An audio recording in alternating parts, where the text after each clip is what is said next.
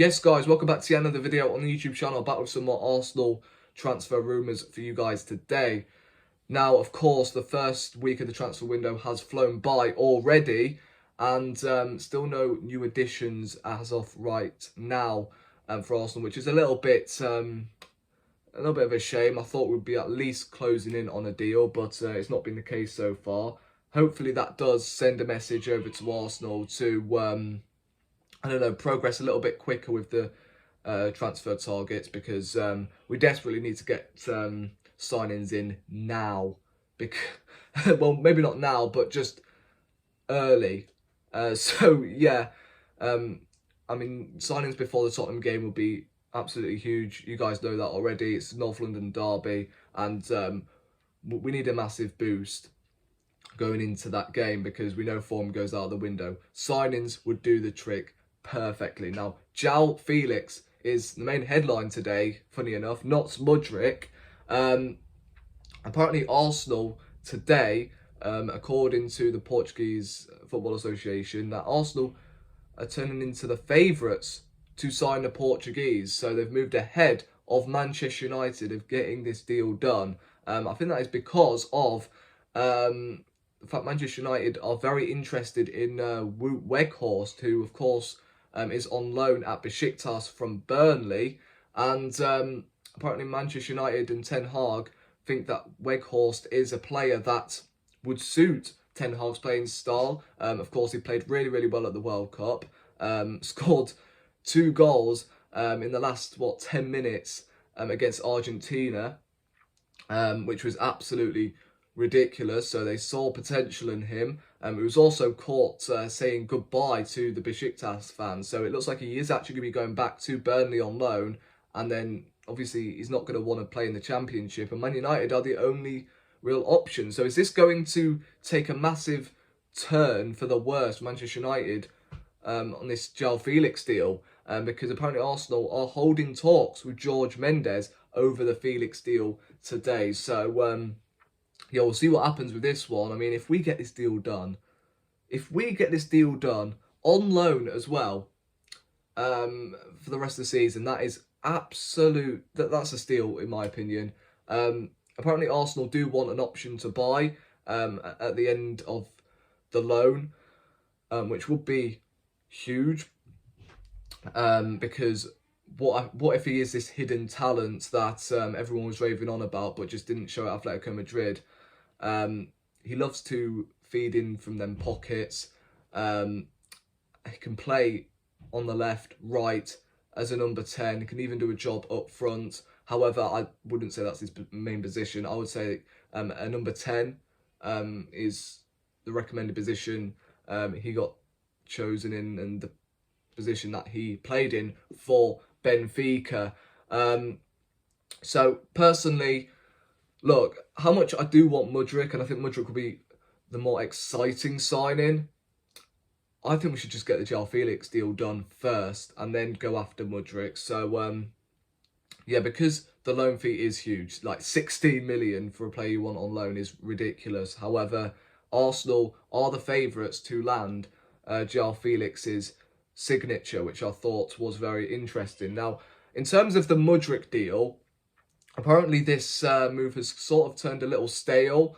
I don't know what it is, but as soon as Chelsea are now trying to hijack the deal, Arsenal sort of struggles to meet Shakhtar's demands. Mudryk still wants to come to Arsenal, even though there were a little bit of talk yesterday that he was sort of having second thoughts on whether he wants to join Arsenal, but it was just a load of speculator, right? We don't have to listen to that. Mudryk still does want to come to Arsenal. If it doesn't happen, apparently he's going to be really, really disappointed, because all of this speculation of, him liking AFTV posts, etc., and him actually posting pictures of him watching the Arsenal games, all of that just for him to stay at Shakhtar Donetsk or go to Chelsea, which will be 10 times worse. So, look, we'll see what happens with Mudryk, but no real bid in for Mudryk just yet. I mean, like I said, we are into the first week of the transfer window, and yeah, still no third bid. I am expecting to hear it soon though, so I guess we'll just have to find out. And if we don't get it done by the Tottenham game, then I suggest we just walk away and go for someone else, and then maybe just focus on the Jóao Felix deal and then get that done as well. Now, Mohamed Elneny, obviously signed a new contract in the summer. He's only got, 6 months left as of right now. Apparently, Aston Villa are very, very keen on Mohamed Elneny. We know Unai Emery is the manager. I mean, of course, Aston Villa have stolen, I believe, 2 of our players already. Martinez, we know that already, and then Callum Chambers for free. And now they want Mohamed Elneny. And apparently Arsenal are reportedly willing to sanction a move for around £6 million.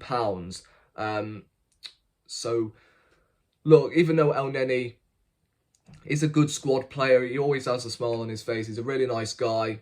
However, all eras come to an end, I guess. He's been here for, 5 years already. Hasn't been the greatest signing. He did a good job last season when he had to step in for Thomas Partey. I mean, he was nearly involved in a team that got top 4, but yeah, we signed him for a new contract. He's been injured for the majority of the season anyway. He's made a couple of appearances off the bench, but apparently now Arsenal are looking to move him on. So best of luck to Elneny, man. If he does go, then I hope he does stay in the Premier League, and Aston Villa looks like the likely destination. Now, what's going on with Danilo, you ask? Well, this has sort of been brushed under the carpet, hasn't it, from Arsenal? I don't know whether it's because we've had other targets we've been looking at, or whether Danilo's just been irrelevant and he's, I don't know, not really the sort of player that Arteta is looking for.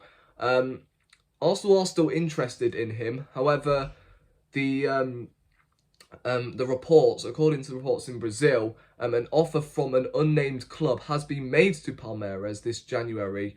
Today, the Gunners, as I said, are still interested in the 21-year-old, though the interest is thought to have cooled ahead of a potential move. Now, I want you guys' verdicts on this.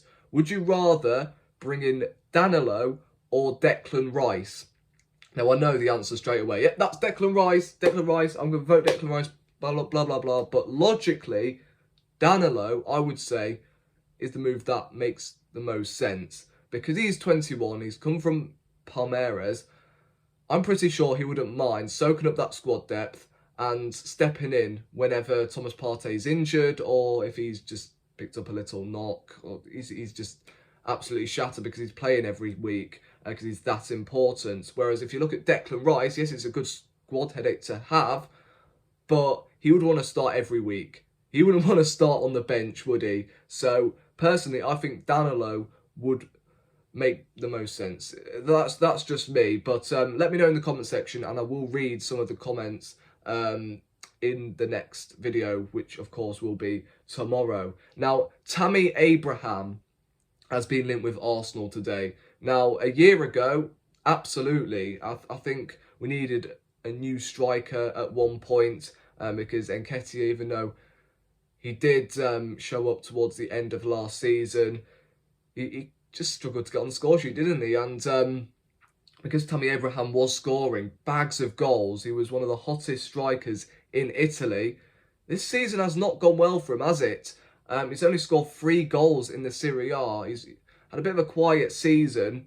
However, Roma are actually allowing Tammy Abraham to leave. So because of, one slip-up season, Roma are just saying, cut their losses. And Tammy Abraham apparently is allowed to leave. Now, Manchester United and Arsenal are interested. However, the issue with this deal is that Chelsea have a buyback clause in his contract. So they could easily activate that, and then they've got Tammy Abraham back.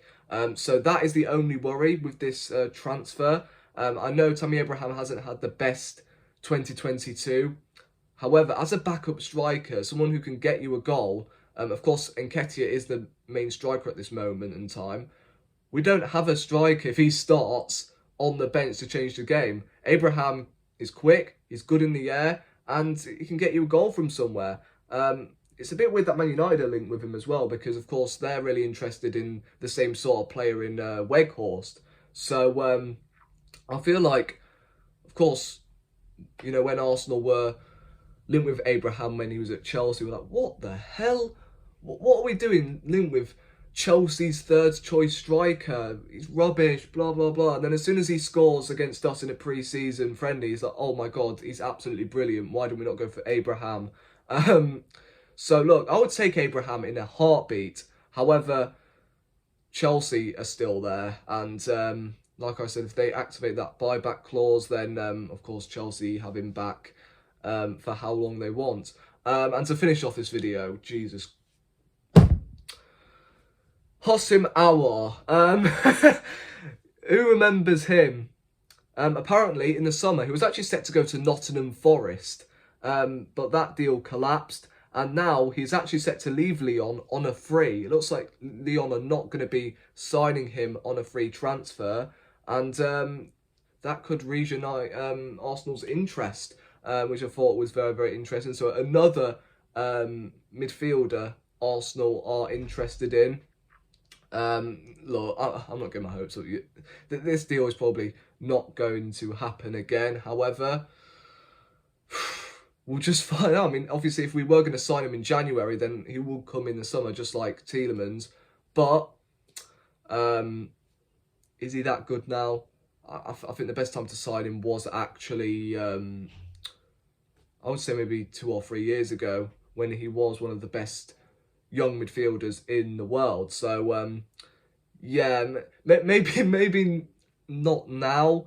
However, he's still got that flair about him, and he can, I don't know, I guess be a good impact sub off the bench. Maybe I'm being a little bit too harsh, but yeah, that's going to be the end of another transfer update.